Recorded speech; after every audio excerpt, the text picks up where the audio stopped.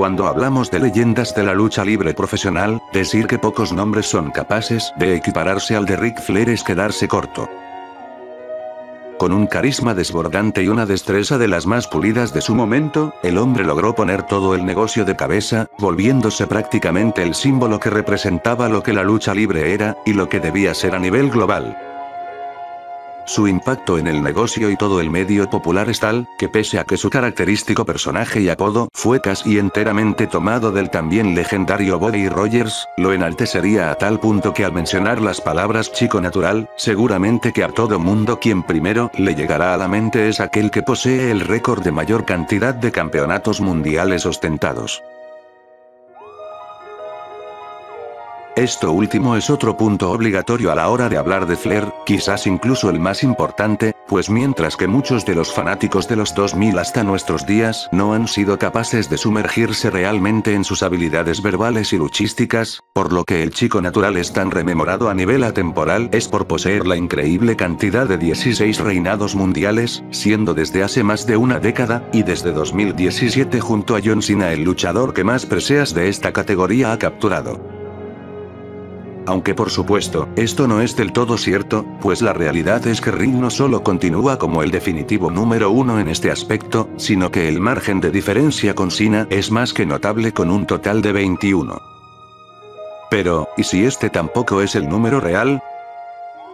La verdad es que además de legendaria, la carrera del luchador y su trayectoria como campeón mundial es bastante enigmática, siendo que hasta el mismo Flair se ha mostrado dubitativo sobre el número real en bruto de sus ostentaciones, y en este video intentaremos precisamente despejar un poco este enigma, repasando cada una de estas tanto reconocidas como no reconocidas junto con la razón detrás de estas últimas, con el fin de entender mejor la carrera del hombre de los 60 minutos, y resolver de una vez por todas uno de los mayores debates que giran en torno al mundo de la lucha libre.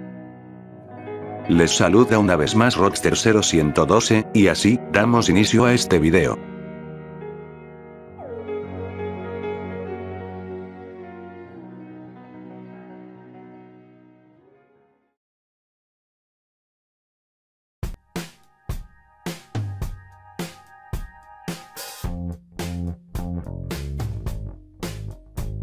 Luego de haber sufrido un aparatoso accidente en avión en 1975 que amenazó con alejarlo de los cuadriláteros el resto de sus días, y de una sorprendente recuperación que lo obtendría de regreso en los encordados menos de un año después, Ric Flair adoptaría el personaje del chico natural y su popularidad empezaría a crecer como la espuma y posicionarse como uno de los nombres más importantes de la NWA, capturando numerosos campeonatos hasta que finalmente el 17 de septiembre de 1981 llegaría su verdadero primer momento en el máximo estrellato durante un house show celebrado en Kansas, al vencer a Dusty Rhodes y ganar el título mundial de la alianza en una lucha donde Lutes era el árbitro especial, y que pese a no ser un espectáculo grande o siquiera televisado, consolidaría a Flair como el hombre número uno entre los territorios.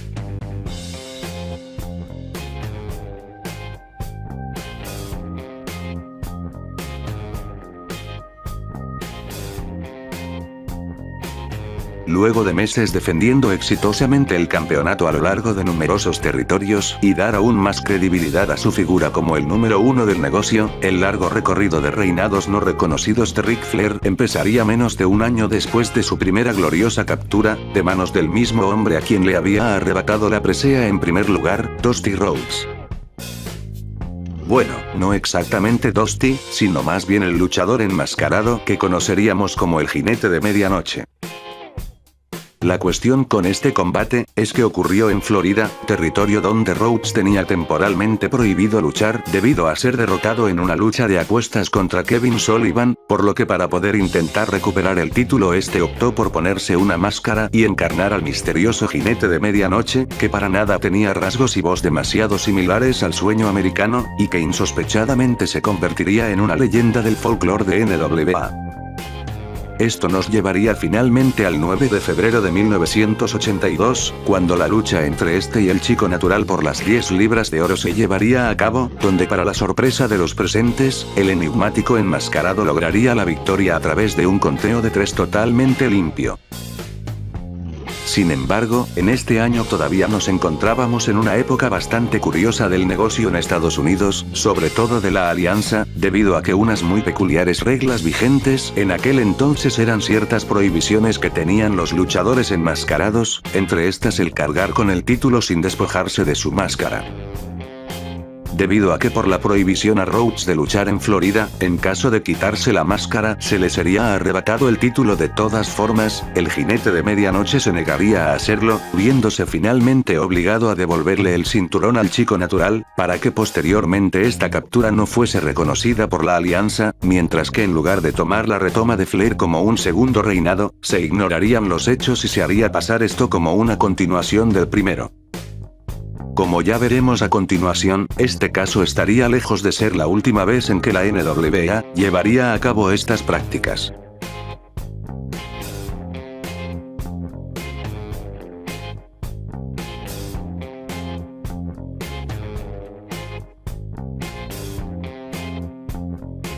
Casi 7 meses después del incidente con el jinete de medianoche, para el 29 de agosto Ric Flair se vería en República Dominicana, donde tendría que poner el título en línea frente al mayor héroe local de lucha, Jack Veneno, en un combate que sería muchas cosas menos rutinario. La multitud estaba al borde de la explosión en un efusivo apoyo al héroe local, y desprecio tanto al chico natural, quien desempeñaba muy bien su papel como villano, pero principalmente sobre el individuo que lo acompañaba, el controvertido Roddy Piper.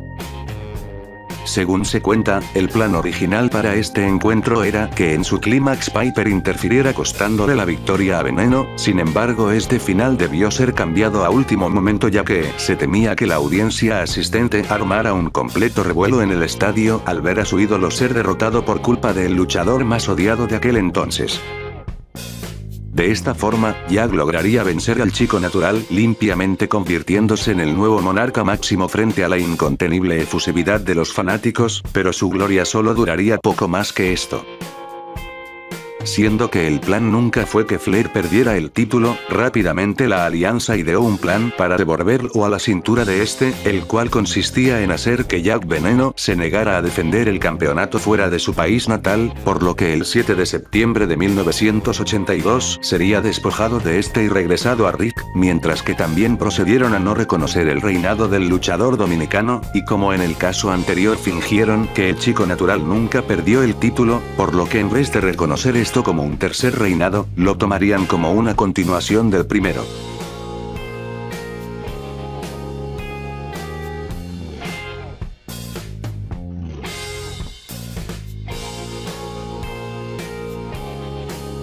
Unos 4 meses después de los sucesos en República Dominicana, una situación similar ocurriría esta vez en Puerto Rico.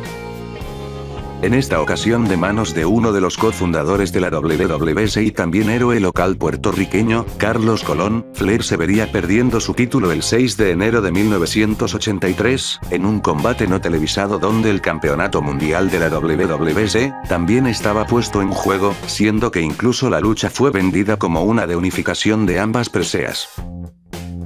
Aparentemente, la NWA nunca estuvo de acuerdo con esta idea de los campeonatos unificados, y mucho menos con Carlos Colón como campeón, por lo que aprovechando el hecho de que la lucha no fue ni siquiera grabada, negaron la existencia de la misma, y reconociendo a Colón como campeón, y regresando el título a Flair el 10 del mismo mes donde, tal como meses atrás, en vez de reconocer esto como un cuarto reinado, sería tomado como una continuación del primero.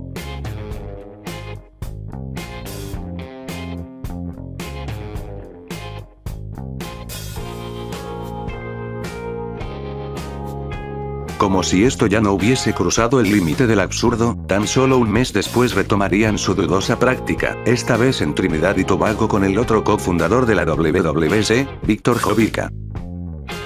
El cambio titular sucedería el 8 de febrero de 1983, con un caso similar al anterior donde los detalles de la lucha son poco detallados en el mejor de los casos, siendo que al menos a conocimiento público no existe ningún material visual.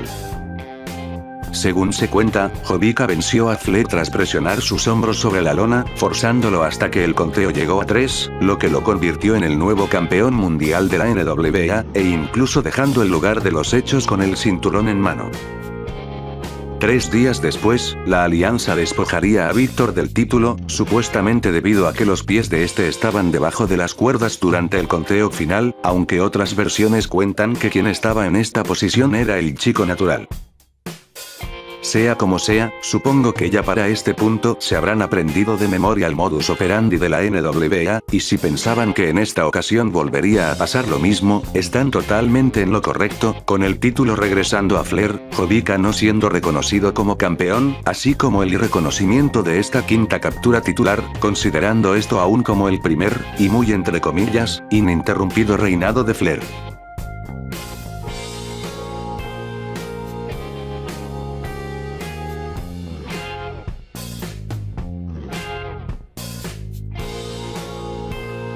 Luego de casi 2 años como campeón, y de 5 reinados que fueron reconocidos como si solo hubiese sido uno, finalmente Ric Flair perdió su título mundial frente a Harley Race el 10 de junio de 1983 en un cambio titular que finalmente sí sería reconocido por la alianza, y el Chico Natural duraría meses sin sostener el título, aunque nunca se alejaría realmente de su órbita, hasta conseguir su revancha el 24 de noviembre de aquel año en el evento popularmente llamado el WrestleMania antes de que WrestleMania apareciera. El primer Starrcade, cuyo eslogan, "A Flair for the Gold", daba una pista no muy sutil de quién iba a ser el protagonista del mismo. De esta forma, tras una lucha que vio a 2 de los más habilidosos luchadores mostrando lo mejor que el wrestling de la década podía ofrecer, el Chico Natural reconquistó su campeonato, y sería apenas ahora que la NWA vendría a reconocer un segundo reinado por parte de este, aunque pasando por alto las tomas oficiales, este realmente figura como la sexta captura del luchador.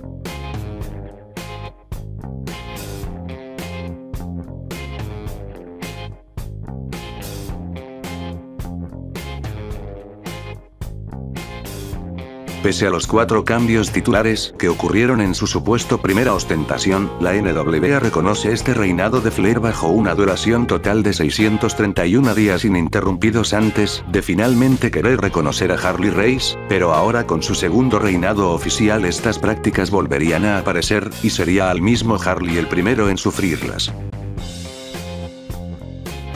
Para el 20 de marzo de 1984, y durante su segundo reinado reconocido, las reanudadas defensas a nivel internacional del Chico Natural lo terminarían dirigiendo a Nueva Zelanda, donde él como Harley se asociarían con un promotor local con tal de impulsar la popularidad de la lucha libre del territorio, y no se les ocurrió una mejor forma que organizar un combate no grabado el uno contra el otro donde el título no solo estaría en juego, sino donde Race arrasara completamente con Flair y lograra su 8ª coronación, que en aquel momento sería un número récord de campeonatos mundiales conseguidos. Aunque en un principio la NWA reconoció el cambio, tan solo 3 días después cambiarían de opinión, volviendo a usar el comodín de que si no fue grabado, entonces no existió, y le regresaron el campeonato a Flair, fingiendo que su ya entre comillas segundo reinado no había sido interrumpido. Como dato extra, años después con la WCW siendo propiedad de Ted Turner y estando completamente desligada de la alianza, este cambio titular, y por lo tanto el reinado de Race y el de Flair fueron reconocidos por la empresa, pero con la desaparición de esta en 2001, volvieron a ser reconocidos a nivel mundial.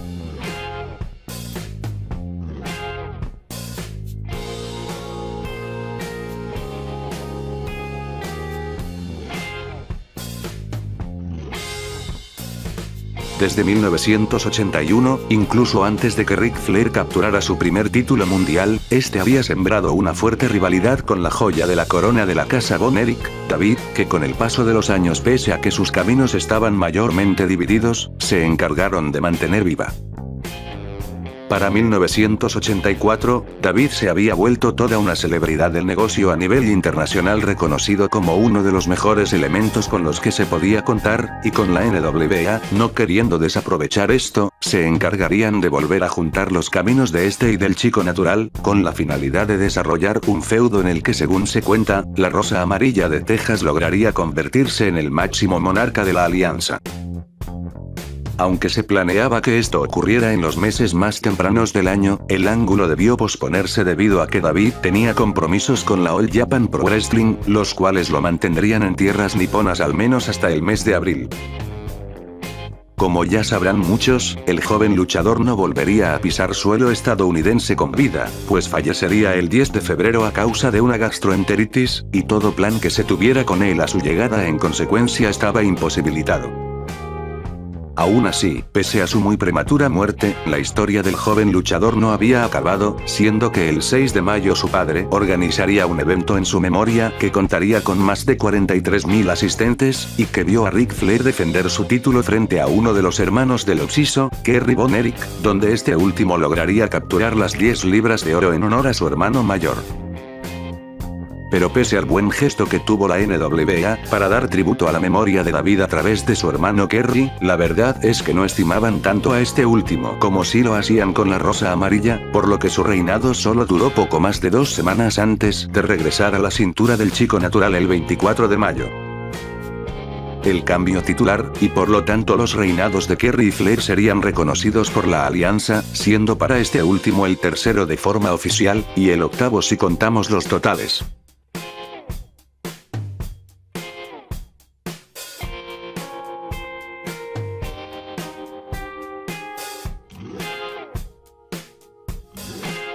Entre todos, el siguiente es el cambio titular del que menos información se puede encontrar, siendo obviado incluso por muchos portales que ya han intentado recopilar todos los reinados mundiales del Chico Natural, y siendo la información disponible casi tan vaga, que si no fuese por haber encontrado la fecha en la que ocurrió el combate con la ayuda de Unfair One y Mr. WWE, seguramente no lo habría incluido en este listado. Para esta ocasión, el Chico Natural se enfrentaba con un muy antiguo rival, Wahoo McDaniel, en uno de numerosos combates que habían estado teniendo en esos meses por el campeonato mundial, donde Flair se las arreglaba para ganar una vez tras otra. Este modus operandi aparentó dar un dramático giro el 18 de agosto de 1984 en Carolina del Norte, cuando finalmente McDaniel lograría vencer a Flair con un conteo exitoso de 3, ganando el título como era de suponerse, pero de nuevo, el verdadero antagonista sería la sala de juntas de la NWA, según se cuenta, revirtiendo el resultado del combate, y descalificando al luchador de forma muy polémica. Como ya debemos asumir que era la costumbre, el cambio titular no fue reconocido, el título fue regresado a Flair, y los hechos de ese día fueron ignorados, tomando esto aún como parte del tercer reinado oficial, supuestamente ininterrumpido del luchador. Como dato extra, si bien como hemos visto hasta el momento, los encargados de la alianza tenían sus mañas y no dudaban en ignorar por completo un cambio titular de forma arbitraria, esta no sería la primera vez que hacían esto con McDaniels. De hecho, para ser exactos era la cuarta, siendo las 3 ocasiones anteriores con el campeonato estadounidense, aunque en estas siquiera le reconocieron sus reinados como oficiales.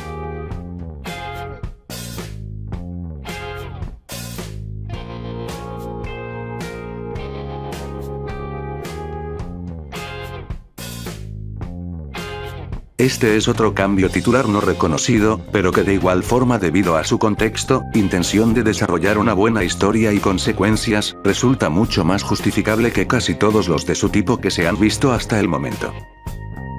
Este sucedería el 28 de noviembre de 1985 en la edición de Starrcade de aquel año, que vería en su evento estelar a Ric Flair enfrentándose a Dusty Rhodes con el campeonato en juego, en la que sería catalogada como una de las luchas más cruciales en la carrera de ambos luchadores, y en el que Rhodes lograría llevarse la victoria con un conteo de 3, convirtiéndose en el nuevo monarca de la alianza.